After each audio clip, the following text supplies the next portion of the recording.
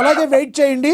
ఒక్కటి చెప్పండి, కవిత గారి వలన మీకు ఈ రిజల్ట్స్లో ఈ ఏమైనా ఇటు ప్రాబ్లం అయిందంటారా, లేదంటే కాంగ్రెస్ ప్రభుత్వం వలన మీకు ప్రాబ్లం అయిందంటారా? కేవలం అధికార యొక్క దుర్వినియోగంతో కాంగ్రెస్ పార్టీ వల్ల మాకు కొంత ఇబ్బంది వాస్తవం. కవిత ఇంపాక్ట్ మా పని ఏం లేదు. రైట్, మళ్ళీ మాట్లాడతా, మీరు అలాగే ఉండండి, అందుబాటులో ఉండండి. ఎస్, మనతోటి పాపిరెడ్డి గారు ఉన్నారు, రాజకీయ విశ్లేషకులు, ఆయనతో మాట్లాడదాం. పాపిరెడ్డి గారు నమస్తే సార్. నమస్కారం. పాపిరెడ్డి గారు, రెండో విడతలోనూ కాంగ్రెస్ పార్టీ మరి దూసుకుపోతున్నట్టుగా కనబడుతుంది. కౌంటింగ్ ప్రారంభమైన కాసేపటి నుండే కాంగ్రెస్ అయితే గెలుపు దిశగా పరుగులు తీస్తుంది. ఇప్పటికైతే 40కి పైగా స్థానాల్లో కాంగ్రెస్ పార్టీ ఆల్రెడీ విక్టరీ కొట్టేసింది. ఇది ఆల్రెడీ గతంలో కూడా మీరు చెప్పారు. మరి ఈ ట్రెండింగ్ చూస్తే ఏ రకంగా కొనసాగు, రానున్న మూడోది కూడా ఇదే విధంగా ట్రెండ్ కొనసాగే అవకాశం ఉందంటారా? ఇప్పుడు బీఆర్ఎస్ నేత ఒకటైతే చెప్పారు, ఇప్పుడు పంచాయతీలు అయితే అవి అయిపోయినాయి, వచ్చే మున్సిపాలిటీలు మరి జిహెచ్ఎంసీ ఇవన్నీ కూడా మేము గెలుస్తూ ఉంటున్నారు, దానిలో వాస్తవం ఉందంటారా? దానిలో కూడా కాంగ్రెసే ట్రెండ్ కుదిరే అవకాశం ఉందంటే ఏం చెప్తారు మీరు? ఇప్పుడు ఒకటి లక్ష్మీనాథ్ గారు, ఇప్పుడు రెండో విడత ఎలక్షన్స్ అయినాయి, ఇంకా కౌంటింగ్ అవుతున్నది, పూర్తిగా ఫలితాలు వెలువడలేదు.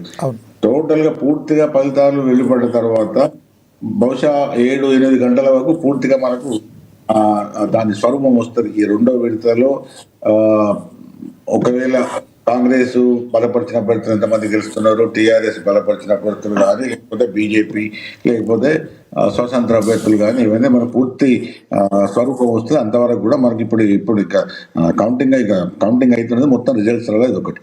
రెండోది ఏంటంటే, ఇప్పుడు లక్ష్మీనాథ్ గారు ఫస్ట్ విడత ఎలక్షన్లో కాంగ్రెస్కి మెజార్టీ వచ్చింది. కానీ ఆ మెజార్టీ ఎక్కడి దాకా వచ్చిందంటే 57% 3.5, అంటే 57% 35 అనేది అన్ని పేపర్లు కూడా రాసినాయి, ఇంక్లూడ్ ఇంగ్లీష్ మీడియా కూడా రాసింది. తెలుగు మీడియా అంటే కొద్దిగా బయాస్ ఉంటుంది, కానీ ఇండియన్ ఎక్స్ప్రెస్, హిందూ అన్నీ కూడా, ఈవెన్ టైమ్స్ ఆఫ్ ఇండియా కూడా కాంగ్రెస్ ఫలితాలు ఎక్కువ సాధించింది, మెజార్టీ వచ్చిందని రాసినప్పటికీ కూడా మళ్ళీ అవే పేపర్స్ ఏం రాసినాయి అంటే 57.35.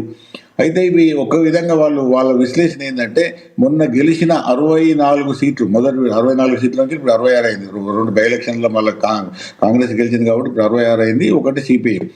అయితే ఇప్పుడు ఈ 64 సీట్లు, కాంగ్రెస్ గెలిచిన 64 సీట్లలో మెజార్టీగా దాదాపుగా 90% సీట్లన్నీ కూడా గ్రామీణ ప్రాంతాలకు సంబంధించిన సీట్లు.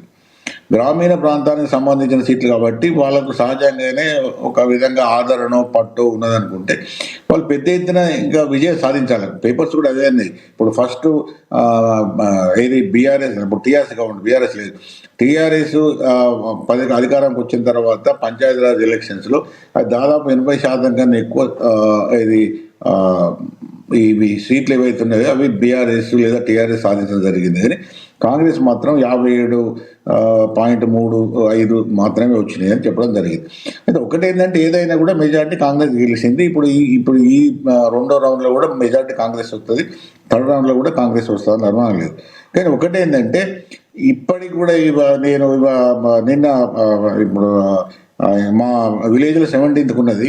నేను మా వాళ్ళకి ఫోన్ చేసి అడిగితే వాళ్ళు చెప్పేది ఏంటంటే, ప్రజలు అసంతృప్తితో ఉన్నారు కాంగ్రెస్ మీద, అంత సంతోషంగా ఏం లేరు. వాళ్ళు ఒప్పుకున్న రైతు బంధు రాలేదనో, లేకపోతే ఈ రైతు రుణమాఫీ కూడా అందరికి రాలేదనో, లేకపోతే మిగతా అంశాలలో కూడా జనాలకు అసంతృప్తి ఉన్నది గవర్నమెంట్ మీద, పూర్తిగా సంతృప్తిగా లేరు, లేదా ఆనందంగా కాంగ్రెస్ను ఆహ్వానించి పెద్ద ఎత్తున బలదర్శి చేసే పరిస్థితి లేదు.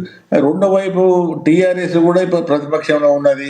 టీఆర్ఎస్లో పరిపాలనలో జరిగిన అనేక అవకతవకలు కానీ, ముఖ్యంగా టీఆర్ఎస్ మీద కూడా ఒక విధమైన పెదవి విరిపి ఊళ్ళలో ఏమున్నదంటే, టీఆర్ఎస్ గవర్నమెంట్లో అప్పుడున్న ప్రభుత్వం కండక్ట్ చేసి గెలిపించే వాళ్ళ పార్టీ వాళ్ళు గెలిచిన వాళ్ళు కానీ, మిగతా సర్పంచుల వ్యవహారంలో టీఆర్ఎస్ లేదా కేసీఆర్ ప్రభుత్వం వ్యవహరించిన తీరు ఎంత మాత్రం బాగలేదన్నది ఇప్పుడు కూడా ఊళ్ళలో నడుస్తున్నది, టాపిక్ అంటే చర్చ నడుస్తున్నది. ఎందుకంటే చాలామంది కూడా బిల్స్ పెండింగ్లు ఉన్నాయి, చాలామంది అప్లపాలయ్యారు. వాళ్ళు కూడా అందరూ ఎక్కువగా ఈ వీకర్ సెక్షన్స్, బీసీ వర్గాలు, ఎస్సీ. ఎందుకంటే మొన్న రద్దయిన పంచాయతీరాజ్లో 60% బీసీలు, 20% ఎస్సీ ఎస్టీలు, 80% సర్పంచులు బడుగు బలహీన వర్గాల వాళ్ళే ఉంటారు. వాళ్ళ బిల్స్ ఆగిపోయినాయి. వాళ్ళు మొన్న మేము అక్కడక్కడ ఫోన్ చేస్తే కూడా వచ్చింది, ఏమున్నా సార్ మాకు ఆ పాత బిల్లే రాలేదు అంటే ఇటు టీఆర్ఎస్ లేదా బీఆర్ఎస్ ప్రభుత్వం గడిచిన ఆ కాలంలో చేసిన పరిస్థితుల మీద జనాలు అసంతృప్తులు ఉన్నారు.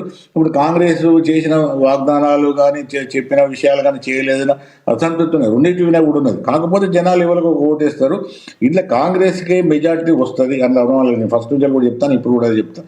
ఎందుకంటే అది రూలింగ్ పార్టీకి ఇంకా 3 సంవత్సరాల దానికి కాలం ఉన్నది కాబట్టి ఈ ప్రజాప్రతినిధులు ఎవరు కూడా సర్పంచ్ ఎన్నికైన వాళ్ళందరూ కూడా పాలక మండలిలో ప్రభుత్వ శాఖల్లో పని ఉంటుంది. ఎంఆర్ఓ ఆఫీస్కి పోవాలి, పోలీస్ స్టేషన్కి పోవాలి, రకరకాల గవర్నమెంట్ అనుబంధ సంస్థలకు పోవాలి, తర్వాత ఎమ్మెల్యే గారితో పని ఉంటుంది, ఏమైనా డెవలప్మెంట్ ఫండ్స్ రిలీజ్, ఇవన్నీ కూడా గవర్నమెంట్తో సంబంధం ఉంటుంది. కాబట్టి సహజంగానే ఎక్కువ కొంత కాంగ్రెస్ గెలిచే అవకాశం ఉంటుంది కాబట్టి గెలిచింది. కాకపోతే ఏంటంటే కంపారిజన్లో 2014 తర్వాత బీఆర్ఎస్ లేదా చేసిన దానికన్నా కూడా కాంగ్రెస్ తక్కువ వచ్చినాయి అంటున్నారు. మరి సెకండ్ థర్డ్ రౌండ్ లో ఏమైంది చూడాలి.